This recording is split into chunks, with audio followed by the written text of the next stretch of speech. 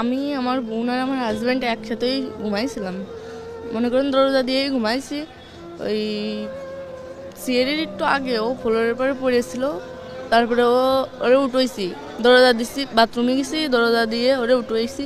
উঠানোর পর ও একটু কথা করছিল আপা আমার অনেক কষ্ট হচ্ছে আর অনেক কুদতেছে। আমি ভাবছি তো ফ্লোরের পর অনেকক্ষণ পড়েছিল, ও তো খেয়াল করিনি। তা ফ্লোরের পর পড়েছিল এর জন্য মানে ওর অনেক ঠান্ডা লাগছে, তাই ওরকম আমি বলছি তুই ঘুমাই পড়। তারপরে সকালে যে সময় ওর কইছে যে আমার সাথে আমার তাও এরম করছে। আমার হাজব্যান্ডও ছিল, মানে ও করছে যে আমার ভাইও ছিল, ভাই দেখছে, মাও দেখছে, কিন্তু কিছু কইনি। তা আমি করছি, তারপরে আমি করছি আমার হাজব্যান্ডের ডাক দিয়ে কইছি যে হচ্ছে আমি কি মাগের কাছে সব কবো, এর আগেও আব্বু এরম করছে আমার সাথে। বলছে কি আমারে ধরে অনেক মারছে, আর মারে ওই ঘরের ভিতরে আটকাই থুইছিল। ঘরের ভিতরে আটকাই ধোয়ার পর মনে করেন দিনই বেলা সকালে হয়ে গেছে, তখন তো অনেক লোকজন আসে, একজন একজনের বাড়ি আসে। তারপরে সকালে সাথে সাথে ঘর খুলে দিচ্ছে, আর আমারে কইছে যাতে কিছু না কই।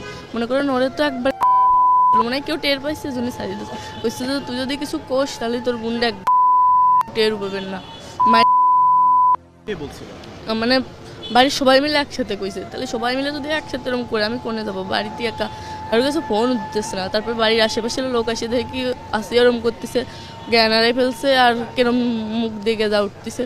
তারপর আমি সেই সময় ফোন নিয়ে আম্মুরে ফোন দিছি। সবাই কইছে আমার শাশুড়ি, তারপরে সবাই কর পরে নিয়ে গেছে হসপিটালে। নেওয়ার পরে আম্মুরা যেই গেছে, আমার আম্মুরা সেই সময় আমার শাশুড়ি দেহেই পলাইছে। আর বাড়িতে আমার শ্বশুর ছিল, আমার দেবর ছিল, আমার হাজব্যান্ড ছিল, ওনারা তিনজনই পুলিশ গেছে আর পলাইছে। মানে বেশি যে সময় লোক হয়ে গেছে সেই সময় পলাইছে। আর আমার সাথেও এরকম এর আগে একবার হয়েছে। তা আমি বাড়িতে জানাইছি, আম্মুরা মনে করেন বিশ্বাস করেছে আমার আম্মুরা, কিন্তু মান সম্মানের বইতে আমার আবার বুঝোই পড়ায় দিয়ে পাঠাইছে। আর ফোনে কইছি, অনেকেও বিশ্বাস করিনি। আমার হাজব্যান্ডে কলেই আমি যদি কই যে আব্বু আমার সাথে এরকম করে, তাহলে আমার ধরে খালি মারে, কয় কি তোরে মার মানে আমার বোন যদি সেদিন আমার সাথে না থাকতো, মনে করেন সেদিন আমার সাথে ওরকম কিছু হতো। এর আগে কিরকম করছে আপনার সাথে একটু? মনে করেন আমি বাথরুমে আইছি, আব্বু আমার মানে আমার শ্বশুর আমার পিছন থেকে জড়াই ধরছে। মানে ও কিছু করতে চাইছিল, কিন্তু মানে মনে করেন সেই সময় বেশি রাত না, রাস্তাতে লোক যাচ্ছিল, এর জন্য কিছু করিনি। মানে আমার হাজব্যান্ড তো সব জানে, ওই দরজা খুলে দিচ্ছে। মনে করেন যে মানে কেউ টের পাই মন জায়গায় সেরে থুতো যে কেউ জানতো না। মানে যখন দরজা খুলছে আপনি কি জানেন মানে কয়টার দিকে হইতে পারে?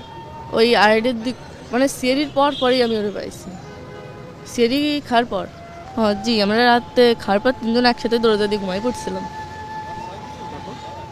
তারপর মাঝরাত্রি ওরে পাইছি, মানে সিঁড়ি খাওয়ার পর আমি বাথরুমে উঠছি, যেই দরজা খোলা। তারপরে ও করছিল যে আপা আমার অনেক কষ্ট হচ্ছে। আমি ভাবছি ফ্লোরের পর পড়ে রয়েছে, এর জন্য ওর ওরম লাগতেছে। বলছি তুই ঘুমাই পড়। সকালেও করছে আমার সাথে, তাও এরম করছে।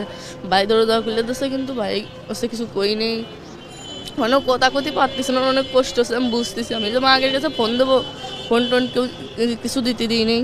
আর করছে যে তুই যদি কারোর কাছে কোষ কিংবা তোর বাপ মার কাছে ফোন দিস, তাহলে করলাম তোর বোনরা যেটুকু আছে, কেউ কি চায় তার বোনরে হারাতি? হাজার কষ্টের ভিতরেও কেউ চায় না যে তার নিজের বোনরে হারাতি। সে তোমার নিজের বোন, তাহলে ওর সাথে বেশি কষ্ট মনে করেন যে আমার বাড়িতে আমি জানিও কিছু করতে পারিনি।